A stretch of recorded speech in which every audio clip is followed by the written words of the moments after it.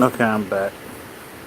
Today, we are going to talk about Cheyenne Bryant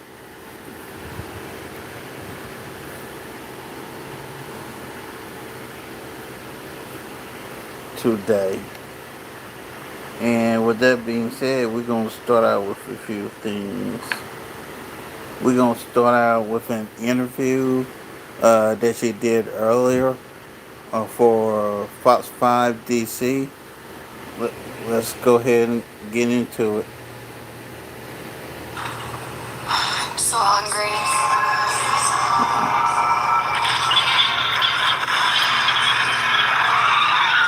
Y'all gotta go get this book. You guys made Mental Detox my first book a bestseller. I know we can run these numbers up. We gotta do it again, y'all. And then she had the nerve to put doctor on the book when there's no proof of her being a doctorate. Man, ain't this some bullshit?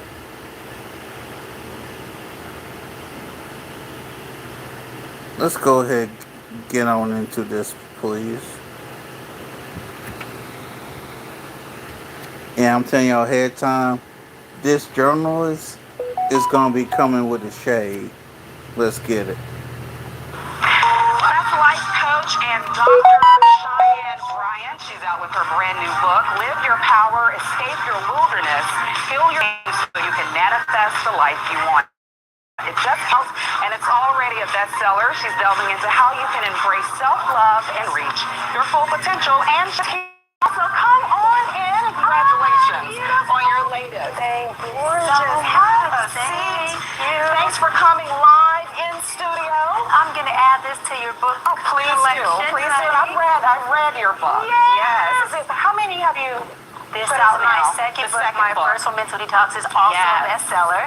Wow. So for many, they know who you are. Yes. For others, this may be an introduction. Yeah. So you often talk about, and you talk about it in your book, going from the hood to the hills. Yes, baby. How has your life informed your journey and what you share? Oh gosh, I talk about it in my book, Live Your Promise, how, growing up in the inner city as a young girl, the oldest of seven, the product of teenage parents, had an extremely loving, tight-knit family, but the environment sometimes was dysfunctional and toxic. And so growing up in that, knowing that, look, I don't know where I want to go, but I know I got to get the heck up out of here. I always say sometimes it's not where you're going that gets you there, it's what you're running from. And as a young girl, I put on my track shoes and I said, look, I have a goal to get me and my family out of this, but to come back and give back and provide resources to the inner city. And so I say, I went from the hood to the hills by the grace of God.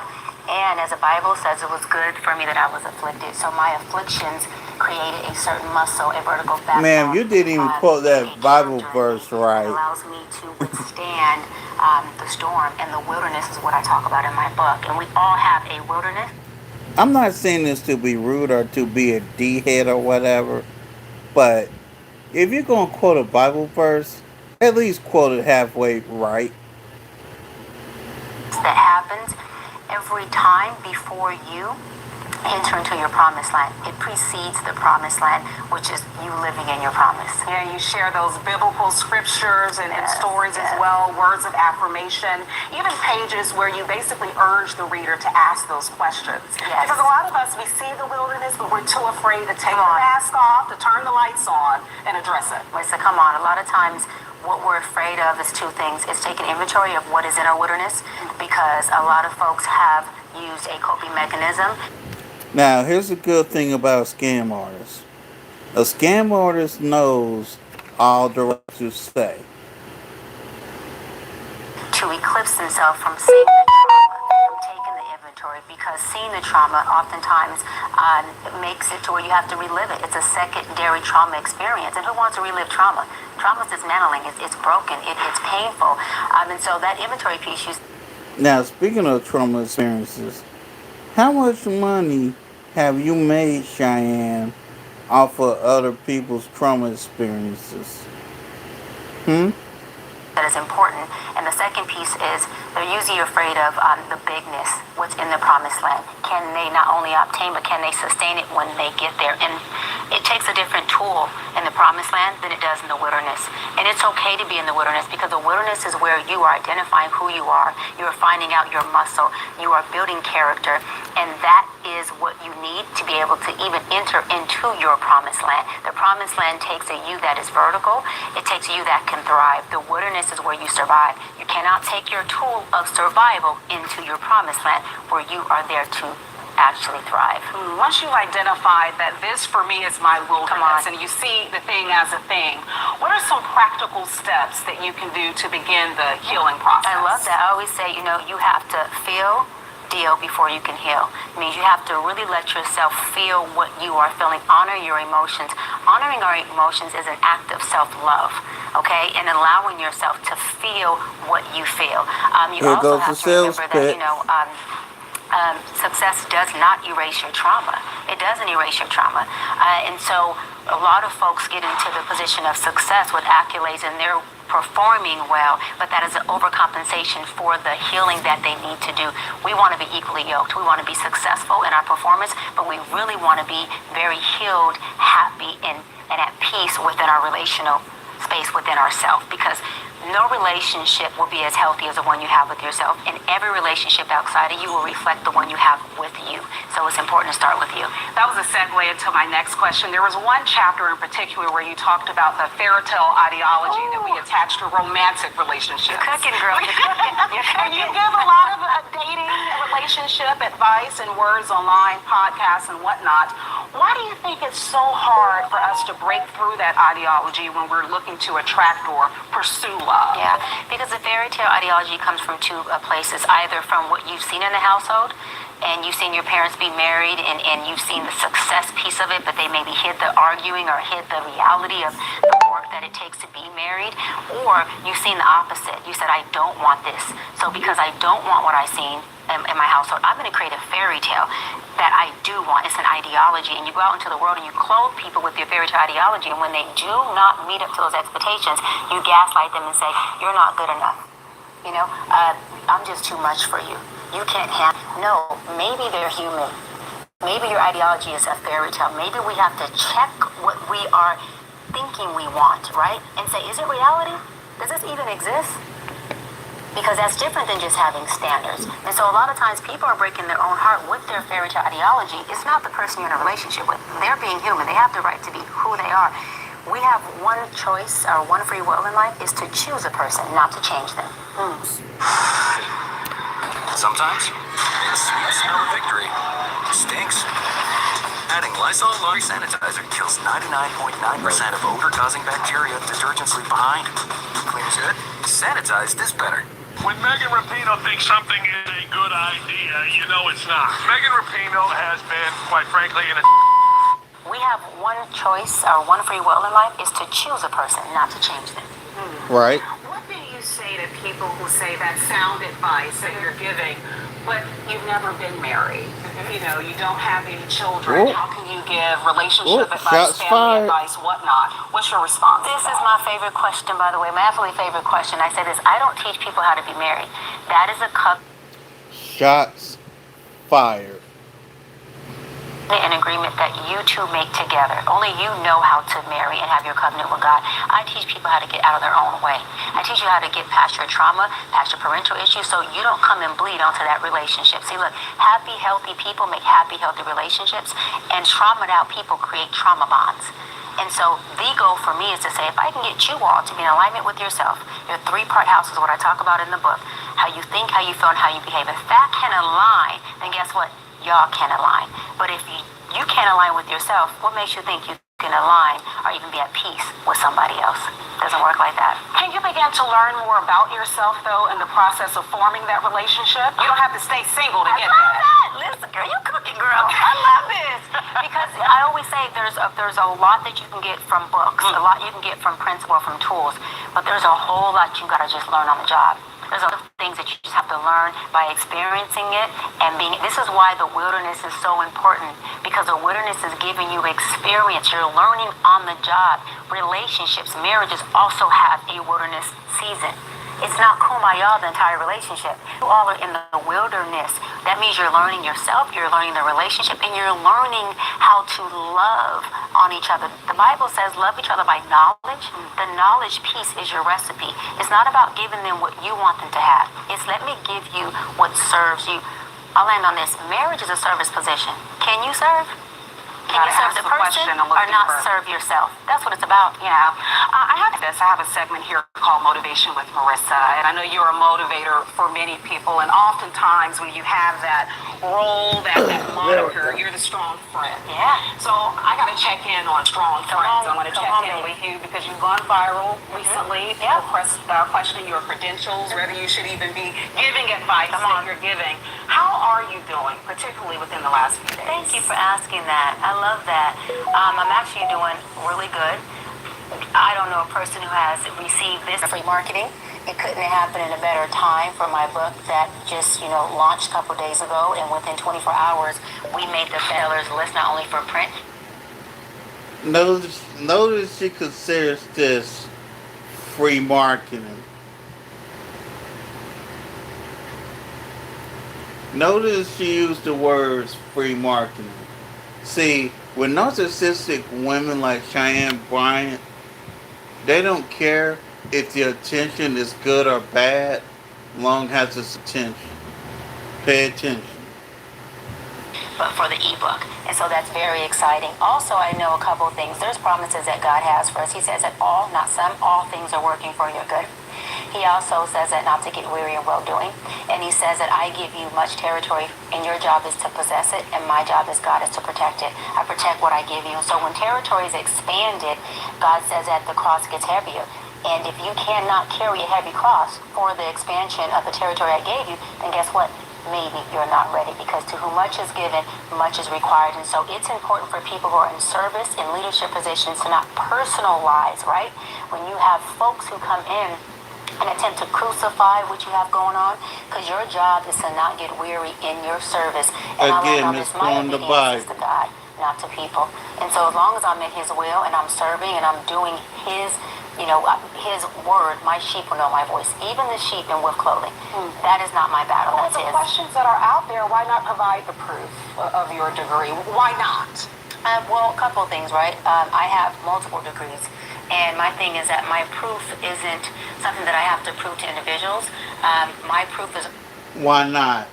Why do you not have to prove that you're qualified to do what you do?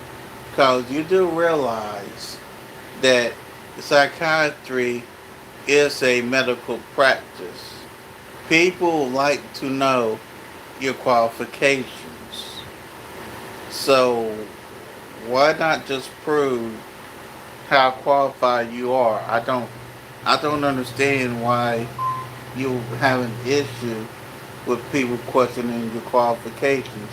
If you're qualified, show how qualified you are and just leave it be. My proof is already within my credentials, my degrees, and also more than just my titles, it's in how effective I've been. All of my sessions have been live, for the most part. My sessions with Nick Cannon, Cam Newton, Shannon Sharp, B. Simone, they have all been for the world to see, right? So no one knew who Dr. Bryant was prior to seeing all of my sessions that were live. And they deemed it, as well as I did before they did it, they can't validate it myself, they deemed it as my work being effective. I am effective at what I do. I'm educated and I'm successful in my lane, and I'll land on this, I created my own lane. And so a lot of times, Marissa, when people see that you created something that maybe they couldn't, admiration turns into envy. And you gotta be okay. I see that you view it as an attack. Yeah. And I've gotten this question from many viewers, and I owe it to them, in service to Absolutely. them. Why not drop doctor from your name if you cannot bring forth the doctoral degree? So I've already covered She this, can't right? do When you're that. asked to talk about my new book. She ain't gonna get no money. I've earned the title. I have multiple degrees, and I'm not going to prove anything to anyone. If you earn the title of doctor, show the proof. Until then, just shut up. Show the proof that you earned the title of doctor. Until then, we will never believe you. And we're going to leave it just as that. Yeah. Dr. Cheyenne Bryant. Baby, Dr. Cheyenne And Bryant. that's where, and you're standing by that. Standing by it. Yeah, because I earned it. Absolutely. All right, well, Yeah. thank you. Thank you. I know you're going to hang around. And I want to thank you for asking the hard questions. Well, I have to. appreciate You know, I'm that. a journalist with Notice the shade in this little exchange here. 2 degrees at the end of the How day, many? and so I had 2. Come on. Yes, Northwestern Emory Come on, girl. University, so I had to There you make go. sure I display that as Yeah. well as a journalist. So I thank you for appreciate coming it. Of and for course. hanging around. We're going to have some fun in Of just a little course. bit. If somebody asks you what The I do on shade. video, how would you describe it? In one sentence. Oh man, the shade at the end was priceless. We're gonna go to another person called Dr. Ebony. Let's go. I just really feel like at this point, you need to just keep your mouth shut.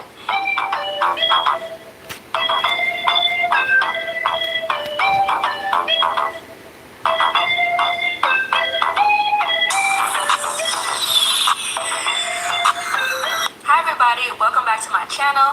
I'm Dr. Ebony. Thank you guys so much for watching. Please subscribe and join my community. So, I just graduated this past weekend with my doctorate degree in psychology and counseling from Regent University. And in the line, there was all this talk amongst us PhDs, you know, no matter our field, our niche, whatever, about Dr. Cheyenne Bryant and, you know, everything that has been, you know, going around on the internet, all the fuss that, you know, she's stirring up. And the topic came up that she makes us coaches look bad. And that was my sentiment as well. So I saw a clip of her on the Breakfast Club this week, and it just kind of further made me want to, you know, talk about it and give my little 2 cents on it, because I've tried to stay away from this topic. You know, I just felt like everybody else was just crushing it, you know, but yeah, I have an opinion. So when I first heard about Dr. Cheyenne Bryant, I believe it was last year, it was a fellow student, you know, came up to me saying, "Oh, Cheyenne Bryant, do you know her?" Like, no, you know. Well, she was on Cam Newton, and she's professing to be a licensed psychologist or a licensed therapist, and you know, she's not. There's no proof of blah blah blah blah blah. And I was just like, well, okay, whatever. And then come to last week, she's in the media again, and it's the same thing. People are questioning her master's degree. People are questioning, you know, if she ever had a license, you know, the proof of it, and now they're questioning her doctorate degree. Well, here's my thing, Cheyenne. When I was doing my research for my dissertation, I didn't even, you know that my thesis on my master's level was published. I didn't even know it. But when I was doing my research, guess what popped up? My thesis for my master's degree. And there's documentation on it. And I was like, wow, that's good to know. Because right now I can't even find the hard copy. I do know that it's packed up in some boxes from when I lived in California, and then I moved to Tampa Bay, and now I'm back in North Carolina. It is in a box in my mom's attic, and I still have access to my bachelor's degree, my master's degree, which are, when I have access to it, I have the actual diploma that I can show you guys, and I can go back to my school or, you know, parchment or something like that to show you proof of my degrees that I received both my undergraduate and bachelor's from North Carolina A&T State University, Aggie Pride. So when it comes to a licensed therapist, most of the time that license is obtained at the master's level, and there's no sign of a master's degree, you know. And at this point, you know, Cheyenne, you're saying now that, you know, your doctorate was obtained from Agath University, and that university is now discontinued, and there's no proof. And I'm like, how convenient, Cheyenne Bryant. Where is your diploma? Where is your pictures, your graduation pictures where you walked across stage? Can you go to your grandmama's house and pull your diplomas and just give us something tangible, something physical to see? Because I think that will put a lot of the, the non-believers like myself to rest. And then I see you on a lot of, faith-based platforms, and you can talk, and she can preach heaven down. It sounds like you sound really good spiritually. Like, yeah, okay, well maybe she just, she just needs some counseling herself or some critiquing. She needs a team around her, She do. And you're talking about how good God is and how God delivered your mom and your parents were, were battling addiction, and now you have your mom back, and ain't God good? And then I see you on the Breakfast Club cursing, and I don't give a F, and da-da-da-da-da. And that's real nasty. That's really, really nasty. And that further discredits you in the field of psychology and counseling, because you can't come off like that with certain people, especially if you want the respect that you're trying to receive, and you're trying to market your book and things like that, Cheyenne. It's just not a good look. It's And then not. I see you, I did my research, and I see you come onto Dr. Jamal Bryant's platform, and there's something about bathing with your partner before marriage, and I can see that Jamal Bryant, his face was just like he was really pushing back, and not a big fan of Jamal Bryant, but I don't think Should nobody in their right mind be a fan of Jamal Bryant? that was the space. So you want to be in this secular realm, and then you're trying to be in this faith-based realm at the same time, and it's just clashing. And Here's the thing, ladies and gentlemen. If y'all don't know nothing about the Bible, know this. You cannot serve two masters. You'll love one and despise the other. I just can't anymore. And the fact that your doctorate, your school where you say you got your doctorate from is no longer. And I'm just like, how convenient. How convenient.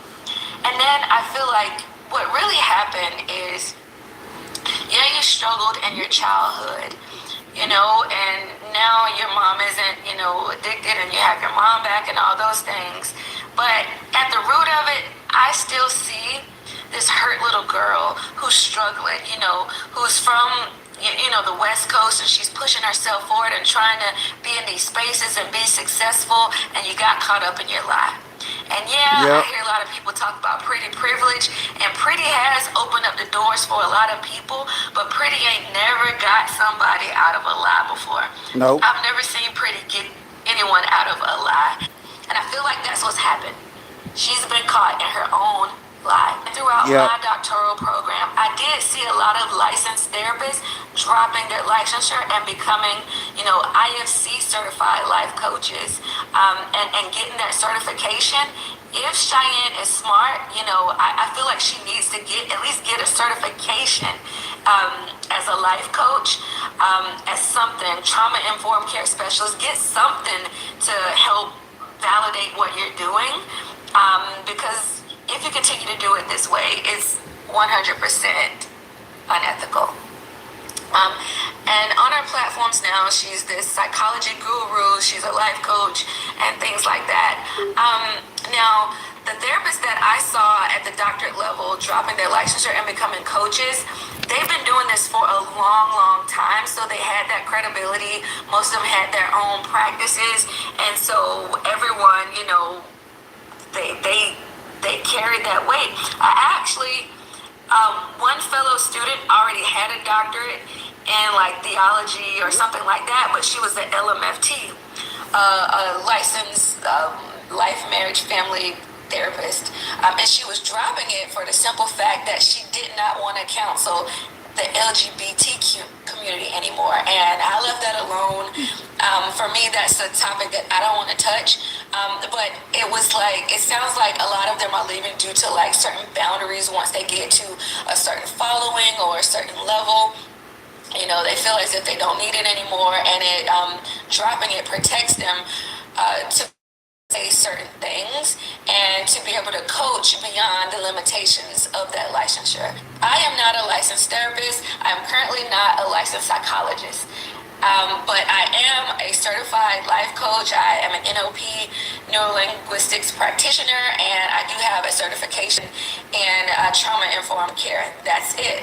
And I don't profess to have anything more or anything less. But Cheyenne Bryant, you have said all of these things, and now you want to claim life coach, but everybody wants to see you produce something. Now, I'm going to be honest. I do feel like there are some licensed therapists out there that have voiced their opinion on Cheyenne Bryant, and I do feel like they're hating on her, and I feel like it's because of her following. She has created the content, she has built the following, but Right. it has all been produced and built on false pretenses. Yep. Facts. But to the licensed therapist, if you are one of those that feel that way, just create your content, build your brand like she did, and yeah. But my question is, what do you guys want from her now? Because now she's not claiming to be a licensed therapist. She's told as much of her truth as she could possibly, and she's saying that, her doctorate school is canceled. What else do we want for her? That's what I asked someone this morning, and he said, we want her to show us the money. We want to see the proof, but I feel like that is as much proof as we're going to get from her, because she said on that Breakfast Club that, this is going to be my one and only time speaking about it. And if you want to double down on your narrative, then do it, And I feel like that is as good as we're going to get from her. But honestly, she's a child of God just like everybody else. Now, maybe you need to repent, Cheyenne, and, let it all die down and, let the Lord love you. But I just really feel like at this point, you need to just keep your mouth shut. Just, write your books. I don't know who at this point is going to want you to be their life coach after all of this. And, you do have a large following, and I do think your books will sell. You're still getting, brought onto the Breakfast Club and spaces like that. But I don't know. And it looks like the majority of the comments and the feedback is more so, negative towards you than positive. I don't see the people that are like your core fan base sticking up for you, except for those in the faith-based, market. Right. I saw someone last week that you were on, but I just don't know. It's just not a good look. It does not It's make, not. The space of life coaching feel safe. And the attitude that she has behind it is also pitifully bad look as well, which doesn't help anything neither. Anymore. There are excellent coaches, life coaches. They teach and coach from lived experiences. They learn from it. They pull you through. And a lot of it is transformative. But there's a fine line. I don't know. Would you guys like to see her apologize for any miscommunication that she feels she may have caused? I don't know. I'm left feeling like, what could she do to make us feel, safer about her, better about her, Because it feels like she has tried to clean up her own mess, but it just keeps leading her further down a negative hole. The best thing to do in this whole coaching, psychology, counseling space is to just be honest about who you are and what you do. You don't have to lie about your credentials. Just talk and be yourself, and that's what the real ones that are doing well are doing. So that's my thoughts on Dr. Cheyenne Bryant. I hope you got. Okay, thank you, Dr. Ebony. Now we're gonna go to attorney Simone Redwine. Girl, is that legal? Let's get into it.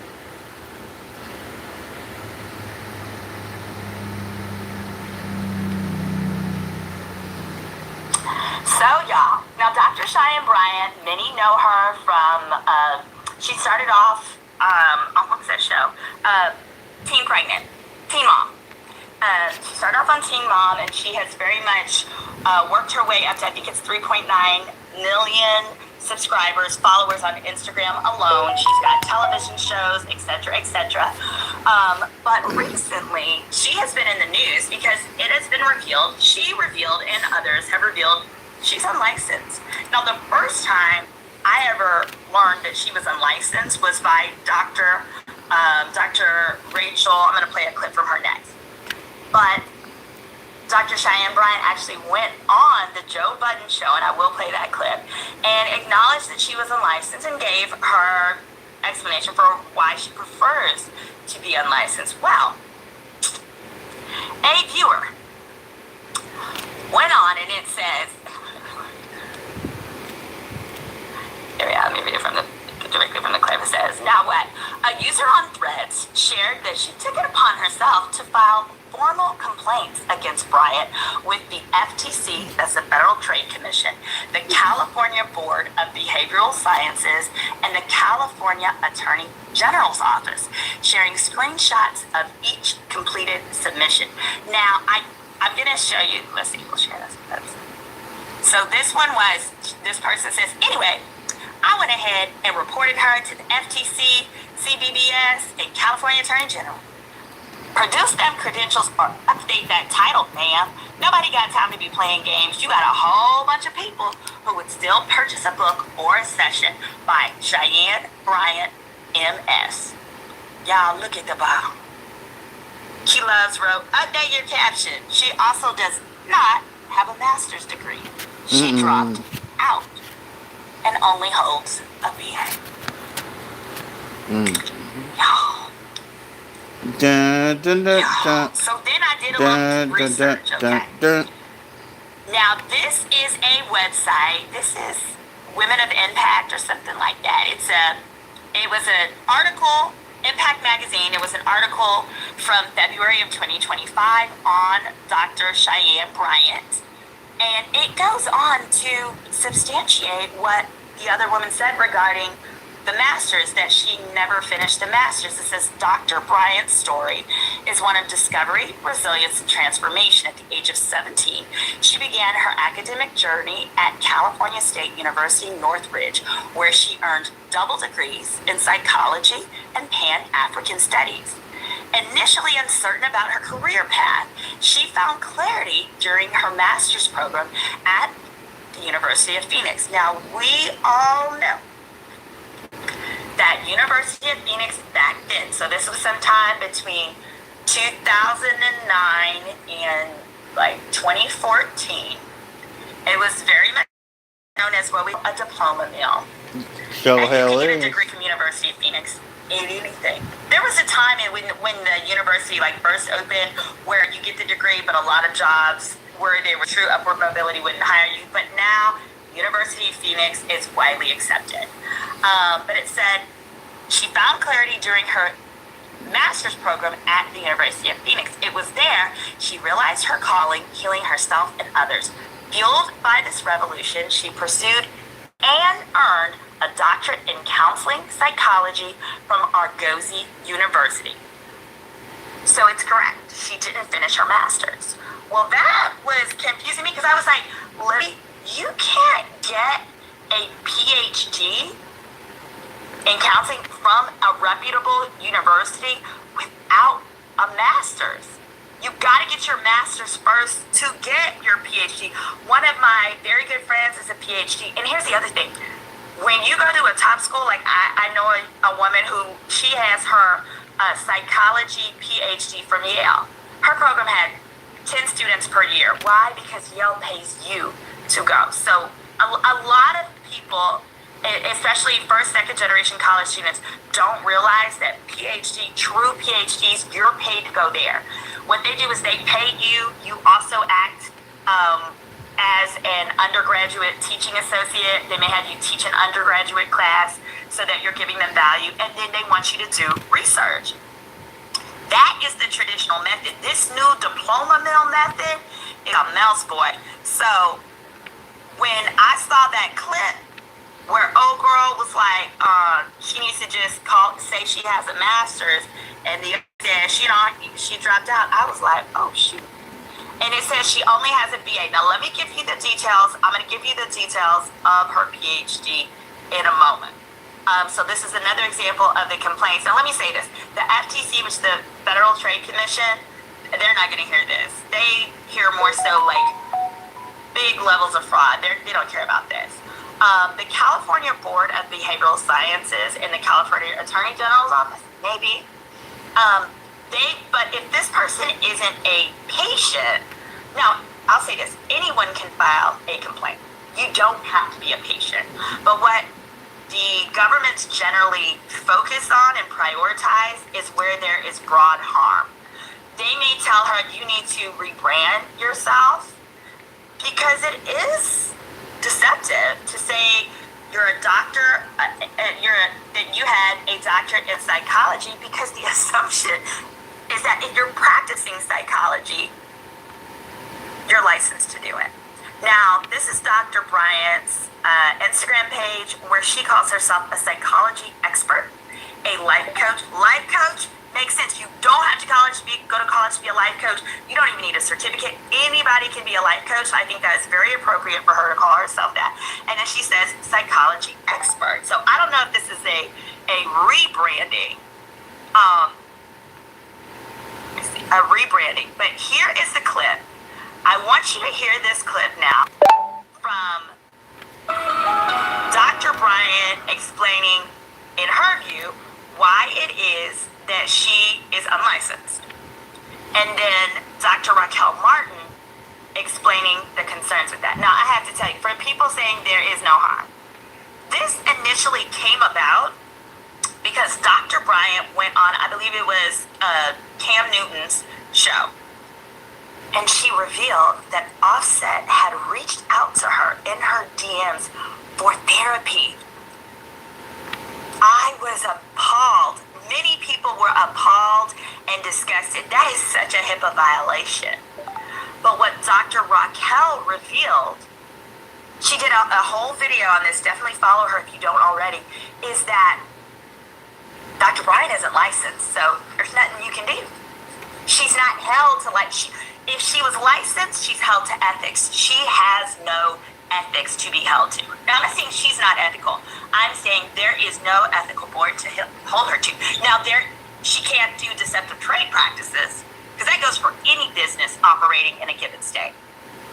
But in the same way that any licensed psychologist could never say, oh, Offset slid in my DMs and said he wanted therapy with me. Like, a lawyer couldn't do that. I can't even say, Stephanie Smith slid in my DMs and wanted a consultation with me. I can't do that. What if she wants a consultation because her husband is whooping her tail and she wants a consultation as a battered wife to get out? You can't reveal that. In addition, Dr. Raquel made a great point. She said, by her outing this man, this is exactly why Black men don't want to go to therapy, because they don't want people to make fun of them for having reached out for help. So that infuriated me. Before then, I was like, yeah, she's not really licensed. She went to a diploma mill. And don't worry. Oh, we're going to get to that PhD program. Don't you worry to get that. But I got to play this clip for you. Practice under a license. Right now I'm in private practice. And also people don't understand, right? So just to educate some folks a little bit. Hello, my name is Dr. Raquel Martin. I'm a licensed clinical psychologist, professor of sciences, and podcast host who specializes in Black health and well-being. And I want to break down a clip from the Joe Budden podcast featuring someone who presents herself as Dr. Cheyenne Bryant. But before we dive in, I want to make something incredibly clear. Having a doctor does not mean someone is a licensed mental health professional. You can have a doctorate in literature and be unlicensed, and you are still a doctor. You can have a doctorate in education and hold an LPC, being a licensed professional counselor, and you are a licensed mental health professional, and you are still a doctor, but your doctorate is not in psychology. When evaluating anyone's credentials, it's really critical to look at two things: what their doctorate is actually in, and whether they hold a relevant clinical license. In this case, the person you're about to hear from is unlicensed. I'm going to break down why that matters and why this particular message is harmful, especially to the Black community that she claims to be serving and that I actually serve. A license is really only needed for insurance. That is incredibly misleading. Yes, you do need a license to bill insurance, but that is not why licensure exists. Licensure protects you. It means I have completed Bingo. specific education and supervised clinical hours, passed rigorous exams, and I'm accountable to a regulatory board. If I breach confidentiality, if I cross ethical boundaries or harm you, you have somewhere to file a complaint and be sure that I'm held accountable. A license is not paperwork just for billing. It's a consumer protection. When someone or loses or no longer has a license, they're not solely avoiding the insurance hassle. They're also removing your recourse if something goes terribly wrong. Not binded by BBS, the behavior board science rules and regulations, ethics, and so it just opened up a whole nother floor in industry for me. And she's also saying this like it's a good thing. I want to state something really important. Ethics codes exist to protect you from exploitation and boundary violation and providers practicing outside of their competence. When someone celebrates being free from ethical oversight, I want you to think of that as a red flag, a flashing one. It's a warning sign because those rules exist because real harm happens when they're not in place. So celebrating that you don't have to be accountable to that should be concern to you. As a therapist, two things. You can obviously make what you deserve because therapy is real. We're giving everything we have in there. And we're unpacking shit and we're helping you process things. So it's not us sitting there with your an effective therapist saying, tell me more. You should be unpacking. And you should be able to take somebody and drive with them to their goal. And here's another thing. She keeps calling herself a therapist, and in most states, that's actually illegal without a license. You cannot legally use the title therapist or provide psychotherapy without licensure. Yes. What she's describing now is coaching, and coaching and therapy are fundamentally. Y'all, the analogy is someone who went to law school and graduated from law school but did not pass the bar. They are not an attorney. They can't go around to places and pass out business cards and call themselves an attorney. They are a JD. They have a Juris Doctorate. That is true. They can put that on anything they want. That's why a lot of times if you see someone sign something JD, that means they went to law school and graduated. If you see ESQ, which stands for Esquire, it means they passed the bar in at least one state. So similarly, in most states, it is unlawful to call yourself a therapist. She can call herself a PhD. Does she pass one of those? We'll talk about that next. She can call herself a PhD, but calling yourself a therapist when you can't actually give therapy in that state is what makes it misleading. Different coaches help with goals, accountability.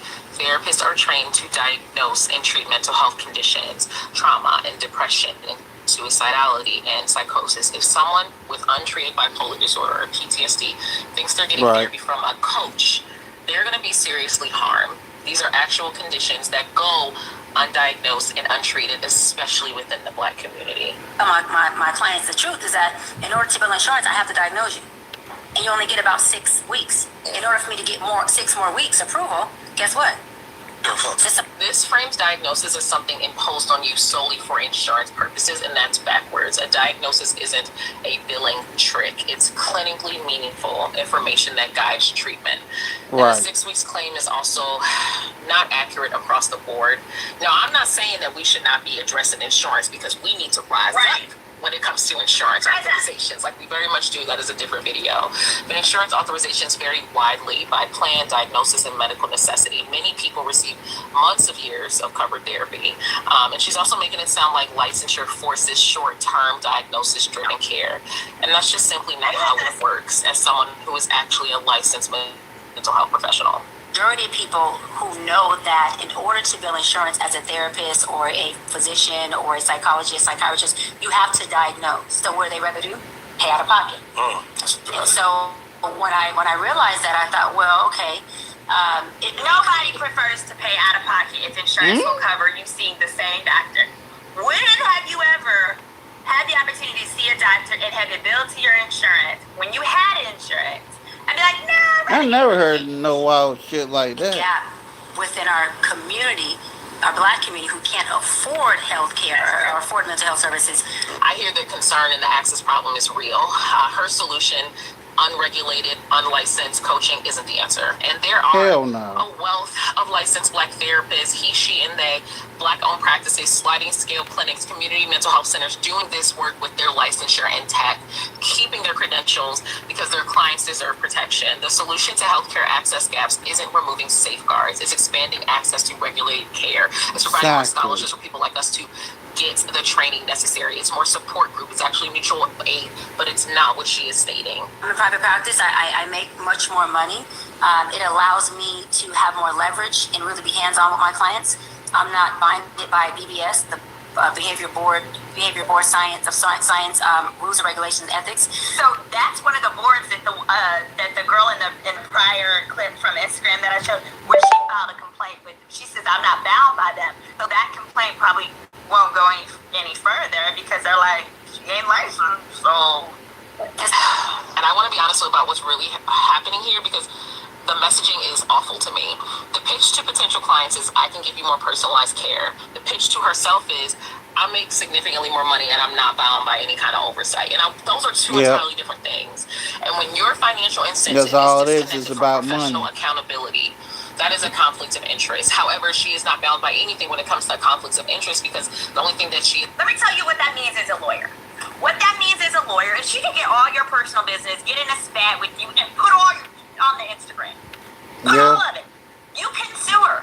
You can do nothing. You can sue her. Can't do a damn distress, thing. in the same way you'd sue like a homegirl you're not friends with anymore. But in most instances, that's not gonna go too far. Nope. She could release any of your private information. She could do to you what she did to Offset. Yep. She could use your case, your facts, your trauma, and produce it as the basis of a movie if she so wanted. She has no oversight. I mean, you could figure out how to maybe get a lawyer and figure it out. But literally, the laws don't apply to her. Now, if she operates in the scope of a life coach, that's distinctly different because the issue is you don't have the same expectations of a life coach that you do of a doctor. That's just how it goes. A life coach is literally a different type of, it's a coaching. Like, Coach Stormy is a coach. That's where you go when you want a non-traditional method. Right. So I'm going to let her finish, and then we're going to talk about the PhD. Is bound by is the limits of her own ethics and morality. Look, coaching has real value, and y'all know I be. Yes. Okay. So she goes into coaching. Yes, coaching is great. No issues there. Agreed. However, so the core of what I wanted y'all to see was this part. Now let's go back. Let's talk about the PhD. Now remember, it says here in this article, she's in it, she sanctioned it. Now she pulled down her LinkedIn. She previously had her LinkedIn up. That has been pulled down, which is why I can't go straight to there. I have seen that LinkedIn before, previously. But here's the question. Why did she pull it down? Why did she pull it down now? Pay attention. Because I was wondering about her qualifications when others have talked about it. Now, she got the doctorate from Argosy University. Now, that is known as a diploma mill.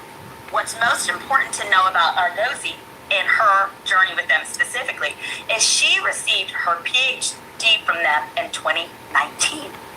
Okay. If you don't listen to nothing else I say, these are the facts that I want you to keep in mind.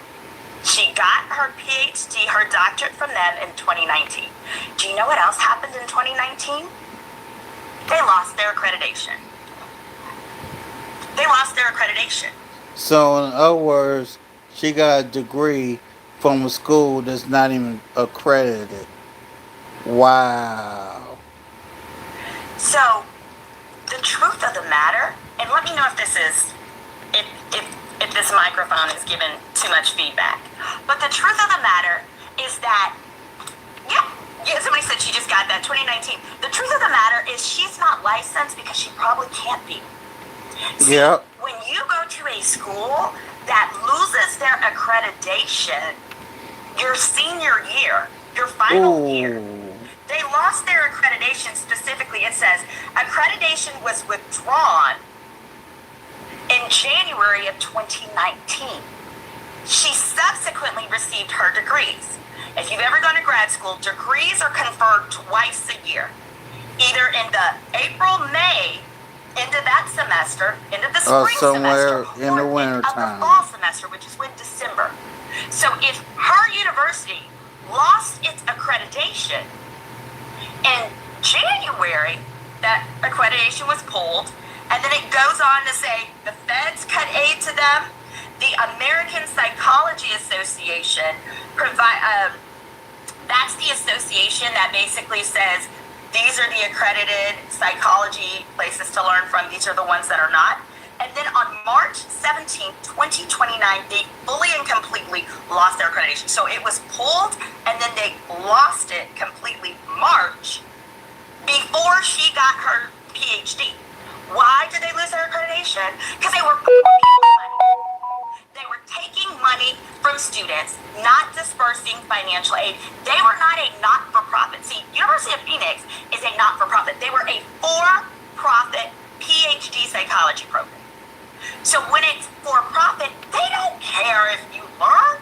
They want your money. They just want that money. They want your money. Straight up. And that's what they were shut down for. There's DNA.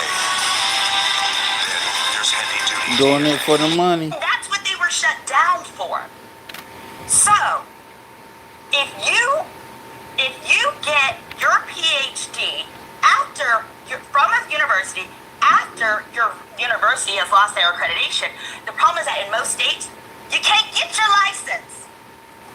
So I looked this up, I researched this, because the analogy is in law. So in law, we have the American Bar Association, and they create rules to kind of unify what are the standards to become a lawyer. In every state in the United States of America, you have to graduate, except for California, because California lets inmates become lawyers. That's another story. That's how, and people that never went to law school be lawyers. That's how Kim Kardashian is able to go through the process. In every other state, you must graduate from an accredited, an ABA, American Bar Association, accredited university. If you law school, if you graduate from a law school that is not accredited by the American Bar Association, you can't sit for the bar in any of the states, pretty much. Well, psychology is the same way. So I looked up, what is it that Dr. Cheyenne Bryant would need to do to get licensed? It's a lot of stuff. It's so much stuff. She probably don't want to do this work. Okay, so it says, losing accreditation before you graduate makes getting licensed as a psychologist significantly harder and in some states legally impossible. Quote, licensure in the U.S. is governed by state boards, not federal agency, and most boards require your doctoral degree to come from a program that was APA, which stands for the American Psychological Association, that was APA accredited at the time the degree was granted. They lost their accreditation, or it was withdrawn or pulled in January, formally lost in March. She got her degree at the end of the spring or at the end of the fall, which would have made it December of 2019. Whenever it was after accreditation was pulled. So then, different states have different rules, right? So then it goes into, well, what possibly could she do? It says strict states. Many states like Illinois explicitly require a degree from an APA accredited program. In these states, you'd likely be ineligible for licensure if your program lost its status before you finish. Her program lost its status before she finished. Now, some states, have what's called like an equivalency things. They'll let you apply if you can prove that your unaccredited program was equivalent to APA standards. This involves a grueling course-by-course manual review of your curriculum and training by the state board with no guarantee of approval.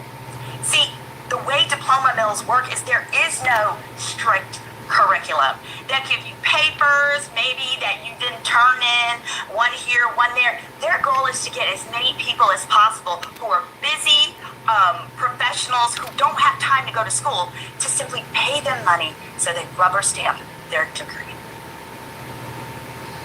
Yes, she received the piece of paper. Yes, and she paid for the piece of paper. Since she still got a degree that's not worth the paper that it's written on. That it is like going to a law school that loses accreditation before you're able to get your diploma, and therefore you can't sit for the bar. Here's what's in addition. It says major roadblocks to licensure. Even if a state technically allows her unaccredited degree, she's going to face additional hurdles. Number one, and this is what she probably doesn't want to do, which is internship eligibility. Most APA accredited internships, which are required for licensure in many states, most states, you need to do around 3,000 clinical hours. Okay. Where you are supervised. Why supervised? Well, for the same reason that you don't want somebody who graduated from Booble Fool's medical school to be playing in your ears and playing in your nose when they've never touched a patient before.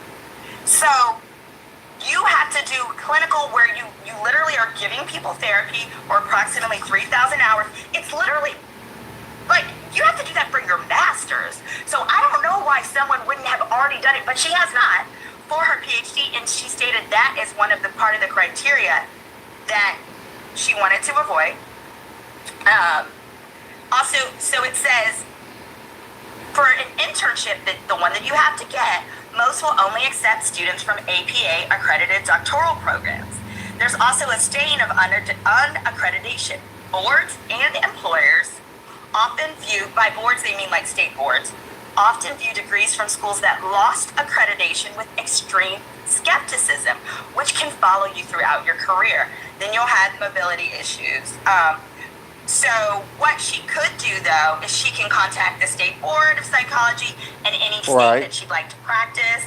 And accreditors also, it says, often require schools to create teach-out agreements where basically that allows students to then transfer to another. That wasn't applicable to her, though, because this happened during her graduation year.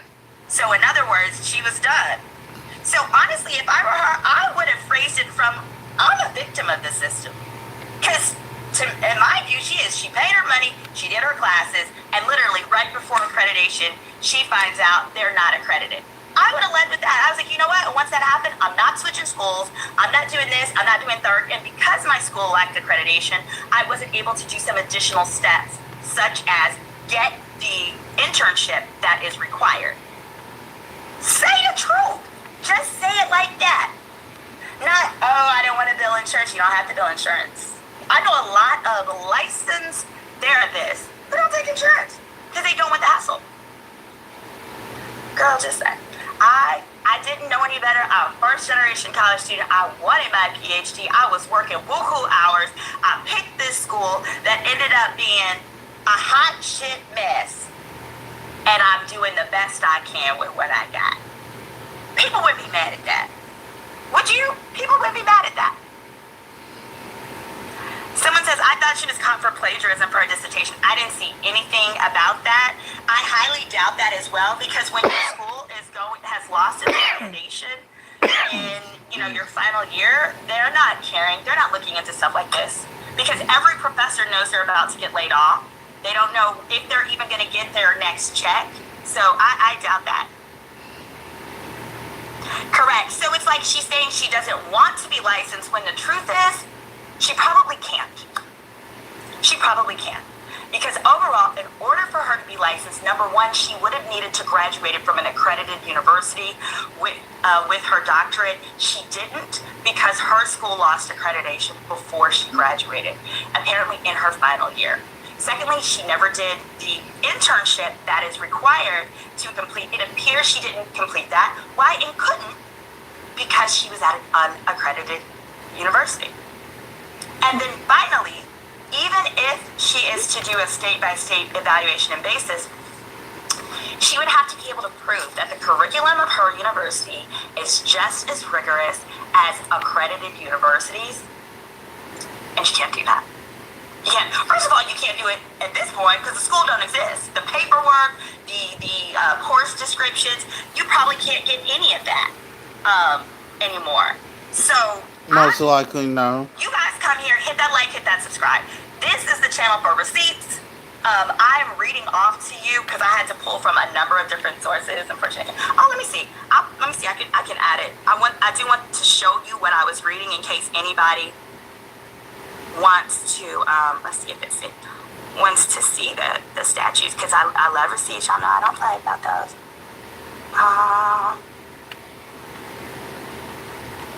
Here, let's see. There's a few of these.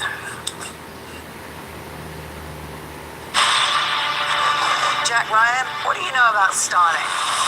Being an unsanctioned black ops team designed for psychological warfare, assassinations. Let's shut it down. Starling has been resurrected. The storm is coming. You ready? Let's go cause an incident.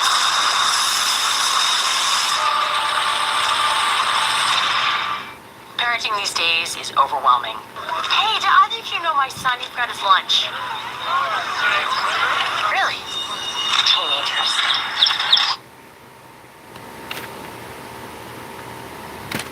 Let's see, is it this one? Oh, and this was what she would need to do in California.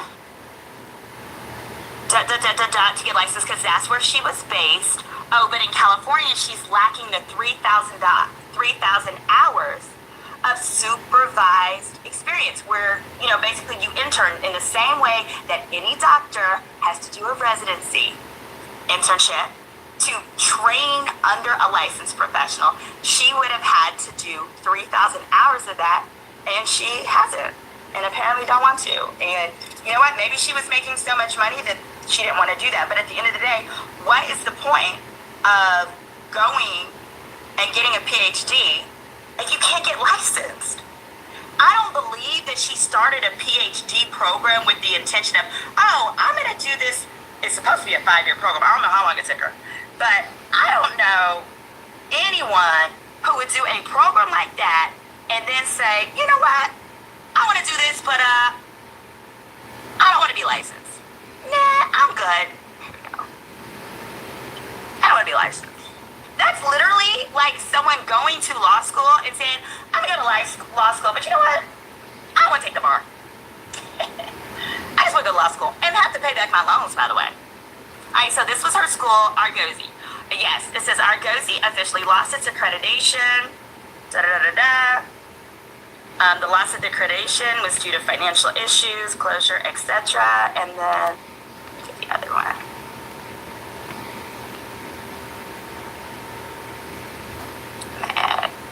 There were like so many screenshots. I want to see if I get the one that says. I'm going to see, make this bigger. Okay, this is the one. Alright, so this is just a clip that where you see, and I checked the sites as well. They actually say what it says here, but it says simply, yeah, while it's technically possible in some states, losing accreditation before you graduate makes getting licensed significantly harder, and in some states, legally impossible. There are state variations, but licensure in the U.S. is governed statewide, and basically, the big head honcho is APA. If you lose the accreditation of those other entities, you definitely ain't got no APA accreditation. And so that's that. Let me see the questions we got in the chat. I was surprised. Did y'all know that? But it just dawned on me because I was thinking about, I had a friend who was considering going to a law school that was unaccredited. It was an online only law school. And it makes sense that they wouldn't allow, back then they did not allow online only law schools. There was too much going on. It was one of the top for-profit schools at the time. I know a lot of people got burned by them. Exactly. So that's what I'm saying. If I were her, I would have presented it like, this is what happened to me. Because I would feel very sympathetic to her, especially having a doctorate myself and going through that. I know PhDs are supposed to be 5 years. Law is 3. I'm a licensed counselor and I have a PhD, by the way. Oh, She says, I hope McTiller says, plenty of folks go to law school and don't take the bar or pass the bar. Yeah, but that's usually not, that is because of circumstances that happen subsequently. My point is, most people that go to law school do it with every intention of taking the bar and becoming an attorney. Otherwise, they just get an MBA. Most people don't take or pass the bar because they can't.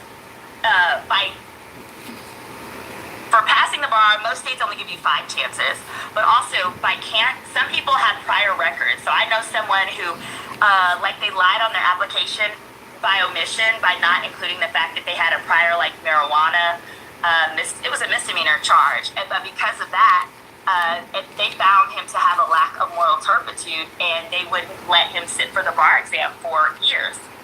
4 years. And it's 3,000 post-grad hours. So you're not an intern, but a provisionally licensed counselor. Thank you. But yes, my point was, even if she does all the other stuff, to be licensed, she still has to do the 3,000 post-grad hours. Now, she got her license back in 2019. Between 2019 and now, she certainly could have got that, but chose not to.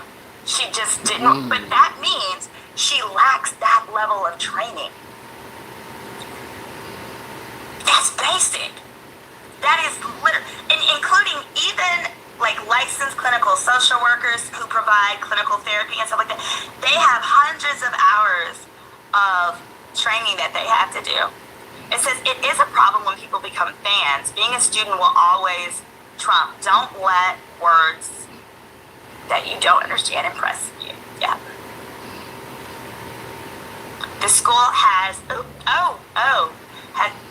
someone said it states that Cheyenne has faced serious allegations regarding her academic credentials. Yeah. She only needs a master's in mental health counseling or similar to apply for licensure. I don't know what her master's is in. Well, you missed it. She doesn't have a master's. I was thinking the same thing. My therapist that I went to only had his master's. His undergrad was in accounting. He got a master's in social work, and then he did the necessary training. But here, the issue is she never finished her master's. I was actually surprised because everyone I know with a PhD had to get a master's before they were even allowed to get a PhD. Had she got her master's, she could have been licensed. She would have at least been licensed under that master's degree, as Ms. Dillard is saying. Oak Cliff says, hey, Oak Cliff, her not being honest and trying to double talk gaslight is a red flag. Big red Saying flag. she doesn't want to in the audience. I thought she was good. You're right. We don't know the work that went into receiving the degree. That's the part. Some programs are not rigorous and don't meet a standard to practice. Well, one thing that we do know for sure is the work that went into becoming licensed, she didn't do. Because she did not do her 3,000 hours of training under a licensed professional. Yeah, she would have to find someone to complete her clinical hours with, and part of the challenge there is they don't want to do it for someone who doesn't have a true degree. Because if you get a degree from an unaccredited school, it's not seen as a valid degree. And you're right, that's a good point. Find someone through your health insurance. Insurance will list their accreditation certificates and most importantly license. Wait a minute. Wait. Sorry, I missed a important fact. The fact of the matter is she doesn't take insurance because she can't. Insurance will not let someone from an unaccredited university. They will likely not, in most states, not all, I'm sure there may be an exception. Insurance will not let someone from an unaccredited university with a PhD bill as a PhD. Now, if she had her master's, they may be able to bill on that level because it's different price points.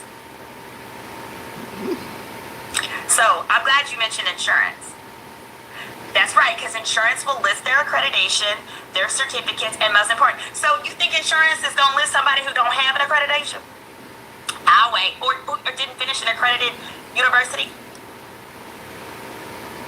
The reality is that she can't take anyone's insurance. Yes. Did he has said that while her loans will be forgiven, that is actually true. If the school lost accreditation, that's true. You put in those forms, that's right. She don't have to pay for none of that. So that's a benefit. So she gets the PhD. She's able to call herself Dr. Bryant, doesn't have to pay for the loans, but also can't get licensed, can't take insurance, can't. However, I think it's fair to say it appears that she has made a way for herself. She's got the followers. Apparently she has routed that into monetization. So good luck to her. But I want to hear your comments. Drop below. I'm likely going to take this segment, this video. Okay, and that's enough of that segment. And I'm getting ready to go into the final segment now with, here we go.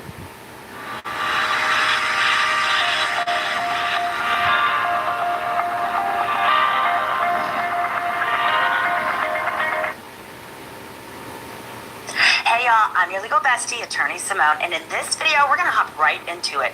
This video is a response to Dr. Cheyenne Bryant on The Breakfast Club, where she is defending the fact that no one can seem to find any evidence she completed her dissertation, and in other words, that would mean she's not actually a doctor. Now let me preface it by saying this. Unlike a doctorate in, let's say, law or that type of area, for a doctorate in psychology, which is what she claims to have to have two things. You have to complete the coursework and you have to have a dissertation.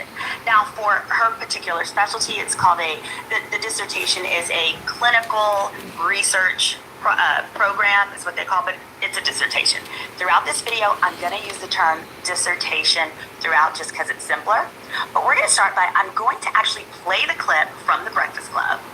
I'm going to play it in its entirety. This is just the audio.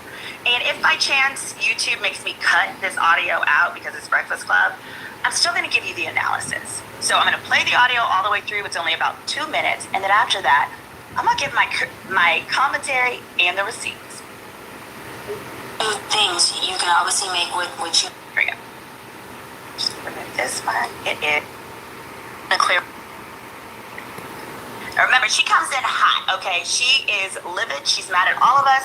How dare we question her qualifications? Here you go.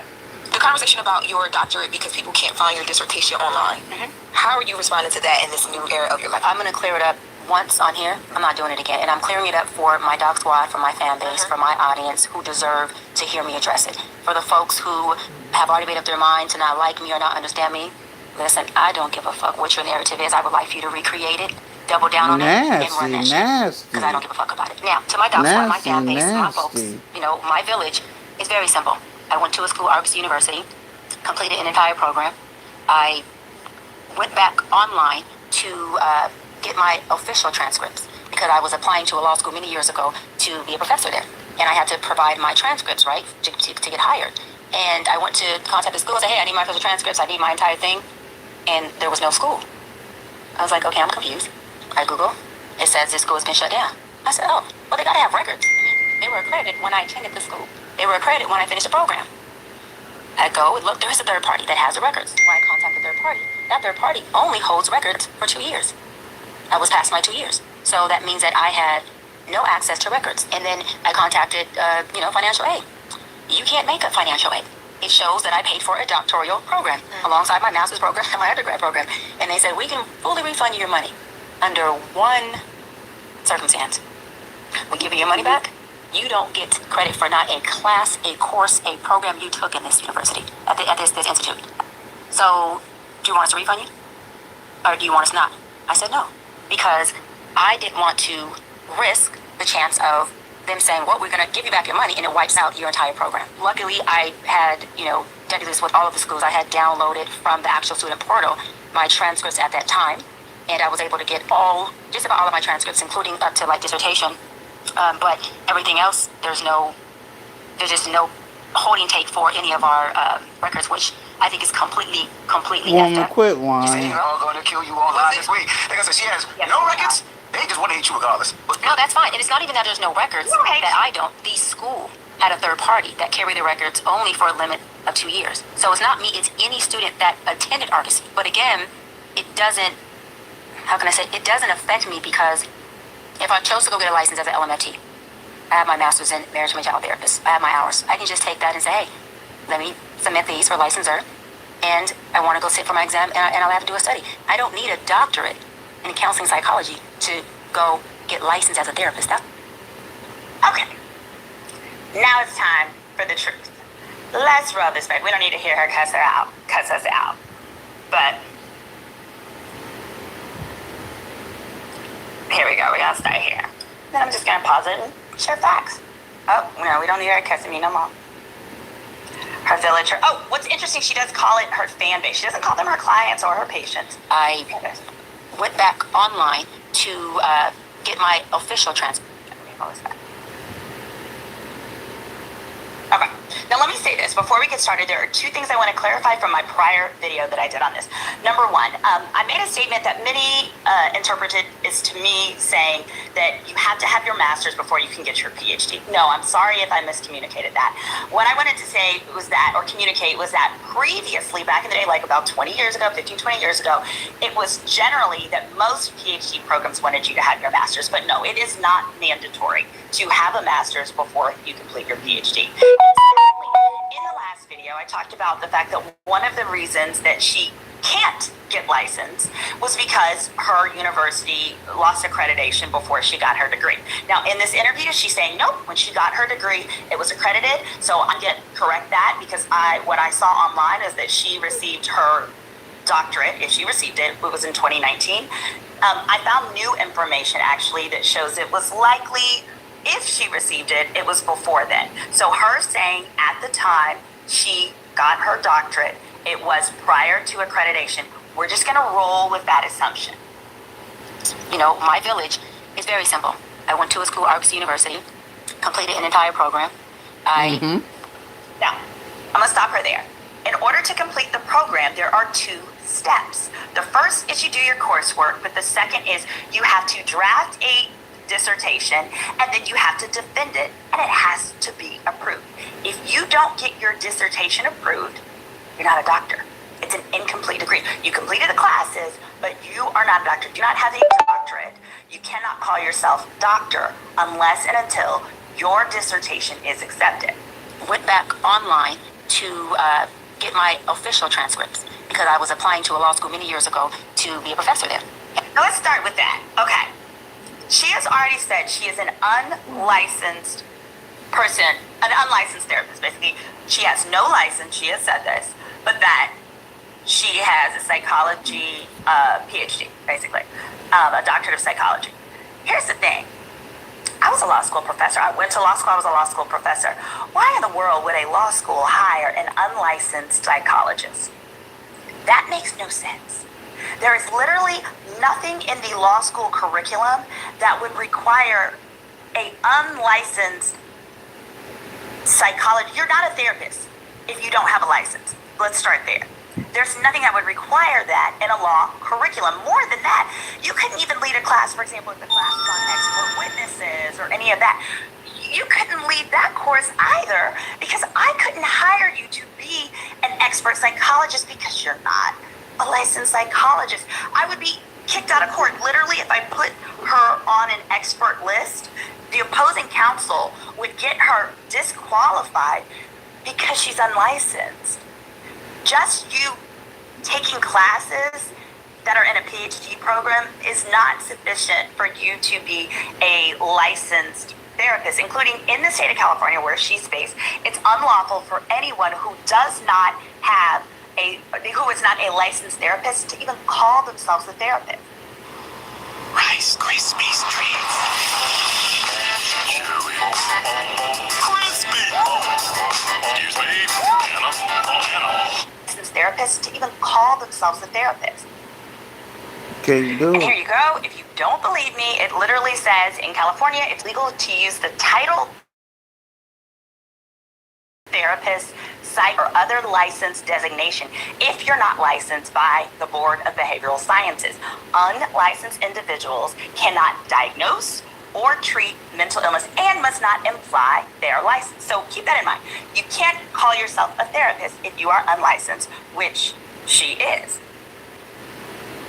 So now she goes on to elaborate on applying for this law school job, allegedly, and the difficulty she had getting her records. Mind you, remember the initial question was, people are asking if you're actually a doctor because they cannot find your dissertation. So here we go. I went back online to get my official transcripts. I was applying to a law school many years ago to be a professor there, and I had to provide my transcripts, right, to get hired. And I went to contact the school and say, hey, I need my official transcripts, I need my entire thing, and there was no school. I was like, okay, I'm confused. I Google, it says this school has been shut down. I said, oh, That's correct. They were shut down in 2019. oh, well, they gotta have records. I mean, they were accredited when I attended the school. They were accredited when I finished the program. I go and look, there's a third party that has the records. When I contact the third party, that third party only holds records for 2 years. I was past my 2 years. So that means that I had... So that sounded crazy. To me. So I looked up the California code, which would be relevant because that's where she was based when she went to this program.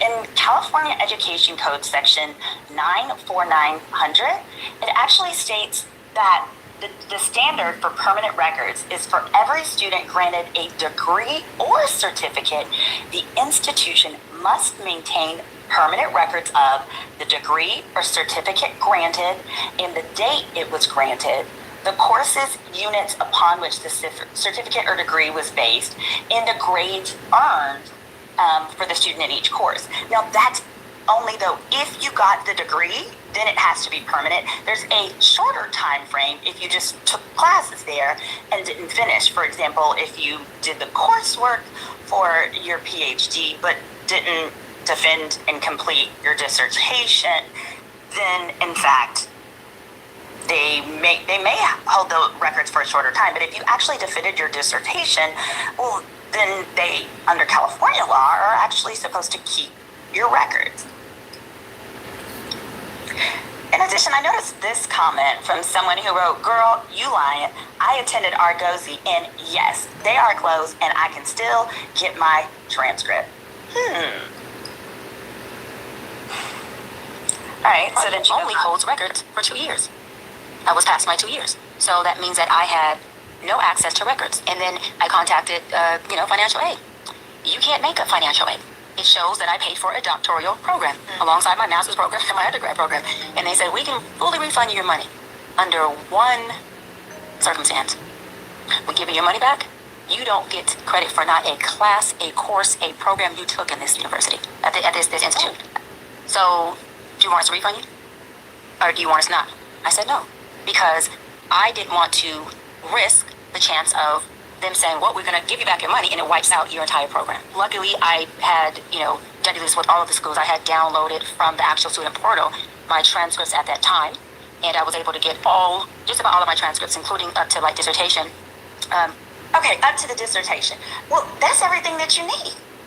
Hell, you still haven't answered the question, which was, did you get your dissertation? Listen, yeah, she still ain't answered the question. Can spout off the title of the dissertation because they lived and they breathed it for years as they were working on it. Whether it was 1 year, 2 years, whatever, 5 years, whatever. My best friend, I know her topic. That was like 15 years ago or something, 10 years ago. But still, I know her topic. I can tell you her topic. So the fact that she can't say, oh, my dissertation was on such and such and such, blah, blah, blah. Also, if they're telling you, if I give you your money back, it wipes away the degree, but you're telling me they can't give you a transcript. Luckily, you already had copies of the transcript and records and even the dissertation stuff you're saying here. Then why do you care if they give you your money back? Because they're not giving you an official transcript from what you're saying here because it doesn't exist. I say, give me my money back. And then to the extent that I have to argue with people over why I have this, well, I got a copy of my dissertation and I will submit that. Along with, if you have a dissertation, you're sponsored, you're supported by professors. So then I just go to whoever supported and oversaw my dissertation, and I'd have them write a letter on some official letterhead for whoever they work for now, whatever they do now. Doesn't even have to be with the university. And that person could substantiate my dissertation. So none of that was done. But also, WNBA Online is back tonight as the Lynx battle the Wings, followed by the Liberty facing fire into WNBA. Fire, tonight at 7:30 p.m. Eastern. It's on Prime. Look at this thing. Oh my God, what do these tires do? We're building a $30,000 bulletproof engine and sticking even more money into the looks of this dream truck so it can not only surprise Cletus, but also withstand some serious abuse at 2 different shows. An engine build and a truck build in one video in only 2 weeks. Is it possible? I don't know. But all builds start with one thing, a stock truck. And here's what we're working with. 2004 F-250 King Ranch, fresh from Grandpa's garage. This thing has basically been untouched for 20 years. We touched it a little bit. It's got window tints. It's got 2 new batteries. Other than that, this truck is all original. And it is clean. And I mean clean. Too clean for us to do anything to it. So, of course, we're going to that all up. You ready for this? Nobody has seen an engine bay that looked like this in 20 years. Look at that. 6-liter Power Stroke. Like 50,000 miles 6.0 has got to be reliable, right? So we're going to rip that out of there.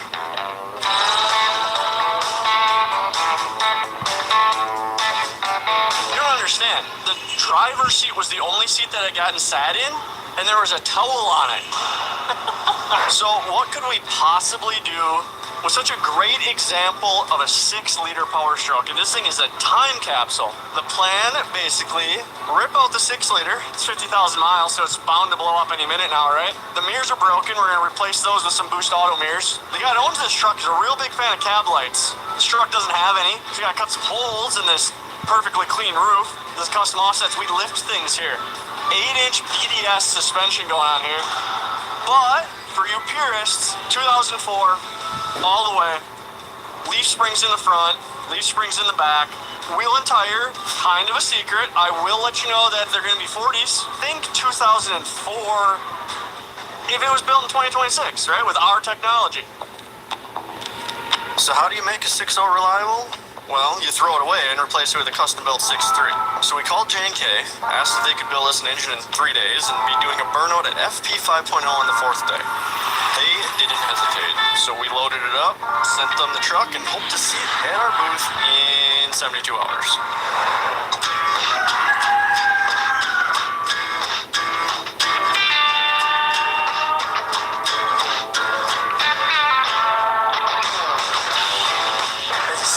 Just rolled into the shop. We got a big, strenuous 3-day process for FP 5.0. We're gonna lift the cab, pull the engine out of there as the guys are assembling the 6.3 stroker engine in the opposite room.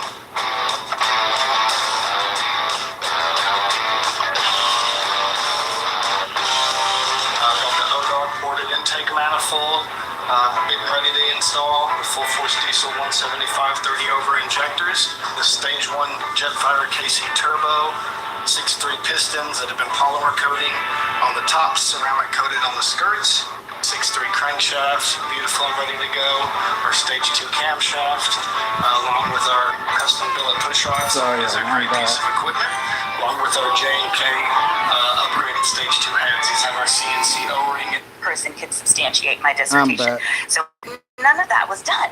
But also, I came across this. So this is a website that actually breaks down, the title of it is Argosy Closed, What Can You Do First? What students should know about their loans. And basically what it goes down to explain is that in order to qualify to have your school loans completely discharged for federal loans, it says you must have been enrolled in Argosy at the time of closure, which would have been 2019, or on an approved leave of absence from Argosy when the school closed. Like, I don't know, maybe you're working on redefending your dissertation because it had not been accepted. It says, or the university closed within 120 days of when you withdrew, okay? And then what disqualifies you from the school discharge is, quote, it says, you completed your coursework or program at Argosy University, even if you didn't receive a diploma or certificate, meaning you did everything you were supposed to do. What sounded more like what they were talking about when they told her, we can do this, we can give you the money, but we can give you the money back basically, but your credits won't count. It sounds more like she was trying to perhaps transfer to a different program of study or basically to a new school with the same or different degree. Now it says if you are trying to transfer, for example, transfer to somewhere else because you hadn't finished your dissertation, if you want to do that, it would make you ineligible to get all your money back, because it says when transferring, you typically can't use all the credits that you've earned. We know that. And the school you transfer determines which credits. So it doesn't make sense that they'd say, we're going to wipe out your degree if you're going to, if you want your money back. It sounds more like she may have been in a situation where it was, I am considering perhaps transferring my credits elsewhere, which too would make sense. When she said she talked to financial aid, she probably means FAFSA or something like that, because obviously if the school is closed, so is their financial aid department. But hold on, there's so she goes on to say this. But everything else, there's just no holding tape for any of our records, which I think is completely effed up. Just they all going to kill. Yeah, we're gonna kill you. The no hold. That's interesting. You wished for this. It's okay. I got you, buddy. Stay with me, Sticks.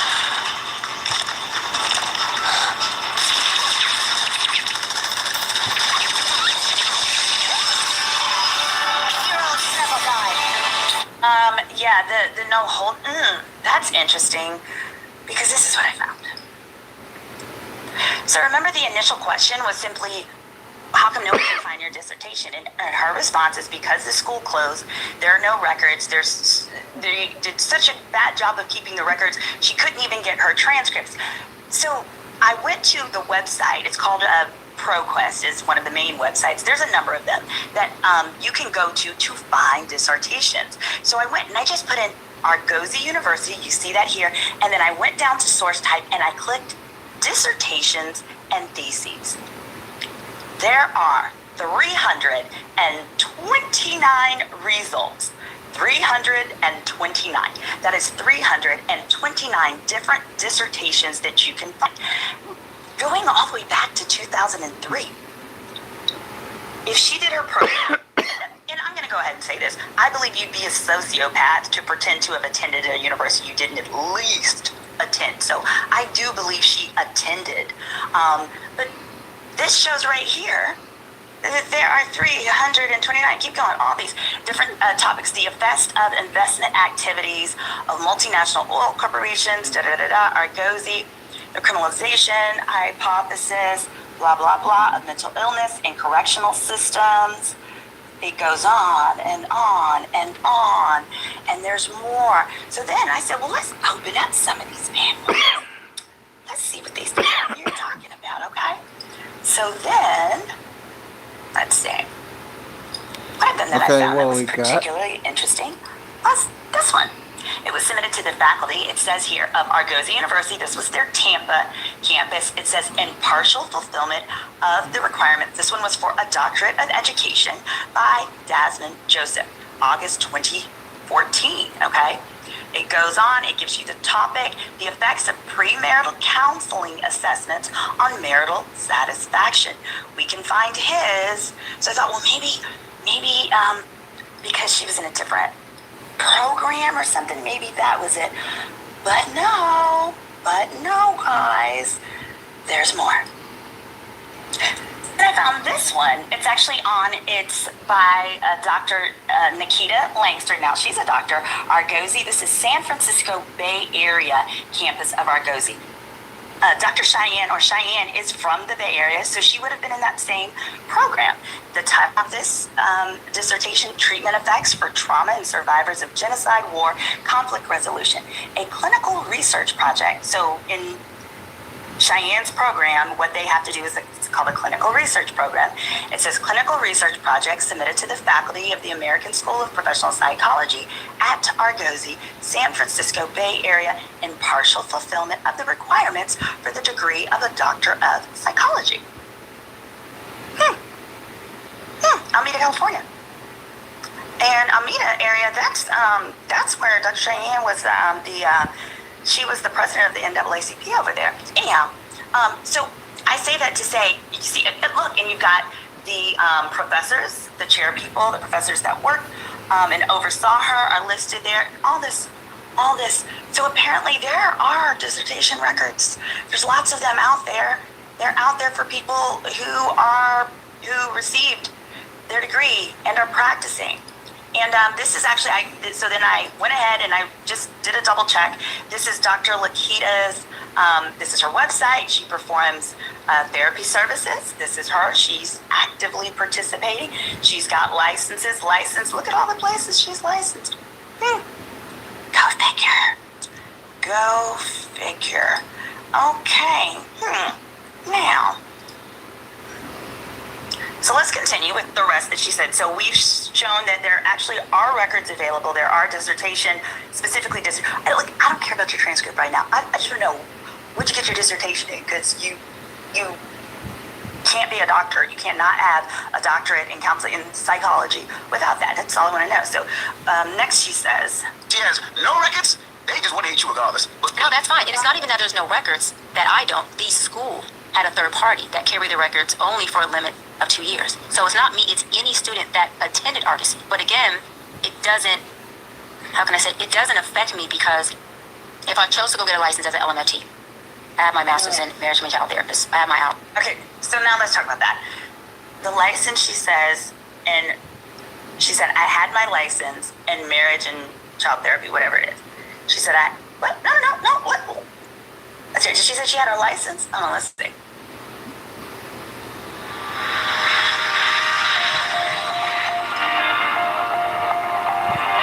Let's see. She said she had a license in it. There we go. Because if I chose to go get a license as an LMFT, I have my master's in marriage and child therapist.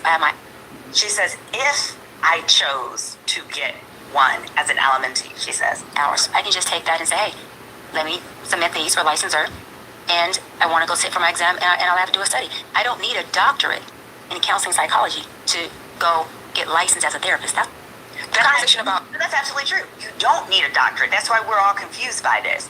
But it appears, what she's saying is that she could simply get it under her master's. But there's no proof of that either. See, I pulled up her LinkedIn, and that's really strange. Because very strange. Nowhere in the history of anywhere, here it is. I don't know anyone who has a doctorate and has no LinkedIn. No LinkedIn, just don't have nothing on it. So let me go ahead and share that with you. Here it is. This is the LinkedIn. And there's nothing there. But why would you do that? Why you gonna link it with nothing there? Why would you take down That's weird. Your doctorate? Now, all it says is that she went to Cal State Northridge from 05 to 09. She's acknowledged that that's where she went to school. That is not a surprise. And if we go to her own website, which is here, in her own biography, right? This is her website. We're going to go by her words. It says she attended Cal State Northridge at 17, where she got a double degree in psychology and Pan-African studies. Cool. Then it says during her 2 years, she was undecided as to what field she'd pursue. Organically, she chose psychology. She wasn't quite sure why, however. It says she didn't realize what had triggered her interest until she entered the master's program at University of Phoenix. It said she entered the program. Nowhere in here does it say graduated. It then says she was about halfway through the master's and boom, it hit her. She had a lot of healing within herself that needed to be done. It is alleged she never finished the master's. That is my point here. And then it goes on to say Dr. Bryant's desire for self-fulfillment, healing and peace and balance within herself and others drew her in the field of psychology. Being the overachiever she is, she decided to pursue her doctorate in counseling psychology from Argosy. It never on her own bio says earned it, received it, any of that, okay? But going back to the issue of her saying, I don't need a doctorate to be a therapist. I could just use my master's. If you pay attention to what she said, though, she says, I had my hours. She says, I had my hours. if I want to, I can just go and sit for the exam. Hold on a second. But you did that a long time ago. So, first of all, she's saying she used to be she was a licensed marriage and whatever therapist. She says that. You can't be licensed if you hadn't already sit for the exam. So that's not jiving. Plus, I want to play this clip for you from the Joe Budden podcast where she talks about it. It's real weird. There we go. As she says. And what we're going to focus on is a portion where she talks about her master's degree and being a therapist. Therapist, I started off as a marriage, child therapist about 8. She started off as that type of therapist. Girl. 18 years ago. She started off as a therapist 18 years ago. Marriage and family therapy, right? How, girl? 18 years ago would have been 2009. And remember, she said if she wants to be licensed, she has her hours, she can just go sit for the exam. If you've already been licensed, that's not what you say. If you've already been licensed, you say, I was licensed, my license expired. I can renew it at any time by submitting the appropriate paperwork. It could be renewed therapy hours, it could be various things. You don't say, I go sit for the exam. You know when you sit for the exam? When you never took it before. And if you never took it before, it means you weren't actually a therapist then. And she says 18 years ago, well, you know what makes more sense is that 18 years ago, when she was in that program, because I'm going to give her the benefit of the doubt, she was in that program, she would have been, if any therapy she would have been doing, it would have been as an intern program. You just straight up lying. You're a therapist. And it absolutely means you were not providing licensed therapy because you had years ago. Liar. It doesn't matter. Not only that, she's going to go on later and talk a bit more about her therapy experience. But remember, if you're not licensed, you can't call yourself a therapist ever. Ever. So she shouldn't be referring to herself in that way, but continue. This is from the Joe Budden podcast clip. I obtained my doctorate degree in counseling psychology. Okay, so she says, let me roll it back a little more.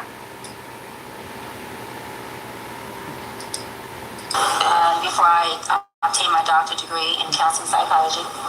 That's it. Before I obtained my doctorate degree in counseling psychology, once I became a doctor of psychology, I transitioned from a therapist to a psychology private practice. And so there's no such thing as a psychology expert. You're either a psychologist or you're not. Exactly. You can be a life coach, but a life coach is not a psychology expert. That is literally not. Over 1 in 4 Americans rely on it. Many people don't really know how it works. We're talking about Medicaid, the single largest health insurance provider in the country. And every political cycle, it's under debate in Washington. Recent changes made. That is literally not a thing. And then to say, I transitioned to private practice. Everything you do would be private practice unless you're working for like a hospital or a school. So it sounds more like what she's saying is, I was an intern, and as part of my intern hours, as part of my master's program, I was seeing patients as an intern, but she hasn't said those words. And then saying, I transitioned into private practice. Well, both of that would have been, if she was licensed and not working for a hospital or a school, if she was licensed providing therapy, that would be private practice too. It wouldn't be transitioning into it. Stay with me. I no longer practice under a license. She says, I no longer practice under a license. That's why we're having this conversation. The Right. end result is the facts show there's no evidence she ever had a license. And just to confirm, I did a search on the California website. Her name pops up nowhere. On the California website that you use to search for licensed therapist, she's not listed. She's not there. I don't know what to tell you. There's this one, where you do a mem search. No records matched your criteria. None. Because she's not licensed. But then you can also go to this website in California, the DCA website. And I put in the name Cheyenne Bryant. It's got some Cheyenne Bryants, but this one is a beautician. We've got someone here who is a Let's see what else we got. We got beauticians, we've got barbers. Scroll on down, and these are other names. I put in Cheyenne Bryant. She doesn't pop up, but what I want you to see is this. Look, there's a Cherise Bryant. She had one of some type. It's canceled because it's expired. This is a security guard license, whatever. This is public health care nurse license. That one is delinquent. My point is, if she previously had a license, as she's claiming, and is choosing now to practice without one, what we would simply see is that it's expired. And she'd say, it's expired. For me, when I went to law school, I took the bar, and I'm licensed in, I passed the bar in New York, New Jersey, and Texas. My license in New Jersey has expired because I haven't been using it. So I wouldn't say, oh, I'm unlicensed. I've never been licensed. I would say, oh, it's expired. All I need to do is submit the paperwork. Now, I cannot practice in New Jersey, that's correct, but I previously had a license. If you previously had a license, literally, that's what you say. So this really isn't making any sense. But I'm going to let her continue. Right now I'm in private practice. That's what I'm saying. Is a way that, as a therapist, Why is she calling herself a therapist? She keeps calling herself a therapist when we've already established you're unlicensed, you can't call yourself a therapist. As a therapist, she goes on to say, you can obviously make what you deserve, because therapy is real. We're giving everything we have in there. And we're unpacking shit, and we're helping you process. Those are all things that are only supposed to be done by a licensed therapist. God, she's telling on herself. She's telling on herself. There's no more we need to know. I think we've got it covered here. I'll just let the clip play. So it's not us sitting there with your an effective therapist saying, tell me more. You should be unpacking. And you should be able to take somebody and drive with them to their goal and give them tools. So, and I think, at the end of the day, now watch this. Now this part of the clip, one of the co-hosts refers to her as a therapist. This is 3 hours into the podcast, mind you. One of the co-hosts refers to her as a therapist because previously she's been telling y'all about her therapy and how she used to be licensed and da-da-da-da-da. And he says, as a therapist, and she says, from other people about you being a therapist and practice. So I'm a psychology expert. Sorry, yes. So then there she corrects him. I'm a psychology expert and life coach. Okay, girl. Now, there's one more little fun fact I wanted to share with you guys that I found really interesting. So remember, she said, it appears that she would have been in her program around 2017. I'm going to tell you why. I think it was the 2017 time frame. I'm gonna put the document on the screen. But remember, she was saying it wasn't until after they closed that she discovered they had closed and that she couldn't get her transcript. So she's getting all her paperwork together, but all her paperwork together after the fact. But the one paperwork she made sure she had done was this: her trademark for Dr. Bryant. She got her trademark. She applied for it in 2017 and got it in 18. I want to hear your thoughts in the chat. But what it seems like is that she went to the school, apparently didn't complete her dissertation. School closed and she felt like, I don't know what's going on. No one's going to know. I didn't finish. No one's going to know. And that she wanted the doctorate for branding purposes. Now, I'm going to read to you what's really interesting is when she applied for this, she knew good and well she wasn't no doctor. She knew good and well she wasn't no therapist. Because if you read the class of goods, it's small. I'm going to read it to you. It says the class of goods is coaching services. I'm going to bring this close. Oh, shoot. My camera's off, so don't worry about that. But it says coaching services, specifically. It says conducting workshops and seminars in self-development, educational and entertainment services, namely providing motivational speaking services in the field of self-development, life coaching services in the field of self-development, providing group coaching services in the field of self-development. You know what it doesn't say she's going to provide? Counseling services or therapy. Why? Because she knew good and well she can't. It seems like she's known this whole time. Yep. She wasn't licensed. Yeah, I believe she knew too. That she couldn't practice as a therapist. But she sure was on top of things to make sure she could get that trademark and tell everybody She was a therapist. Oh, and by the way, just so that you know how much work goes in, these are all documents and communications between her and the trademark, the United States Trademark Department of the government that she filed to get the trademark. So why you didn't make sure your dissertation, you had copies of it? Huh? Why you didn't make sure you had a copy of the diploma? Show us a picture of the diploma. Take a picture of it. I got a whole bunch. I got a copy on my computer.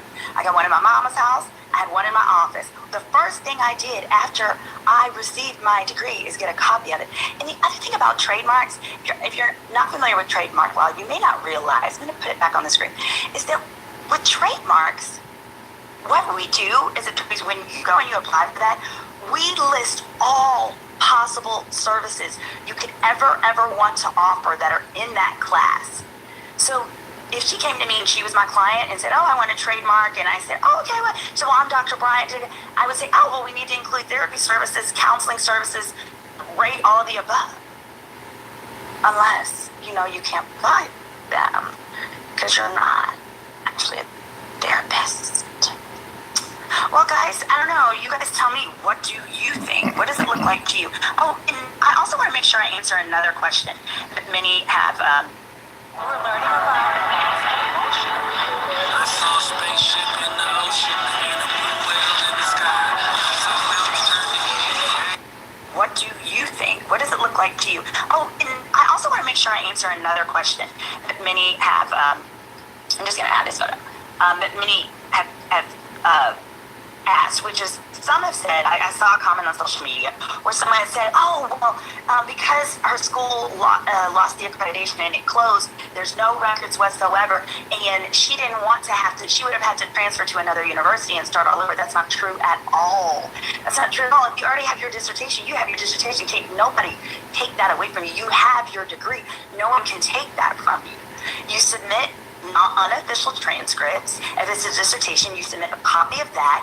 They can Google and see that Argosy was closed down for improper, the improper way that they were behaving as far as student loans, etc., like that, and you'd be covered.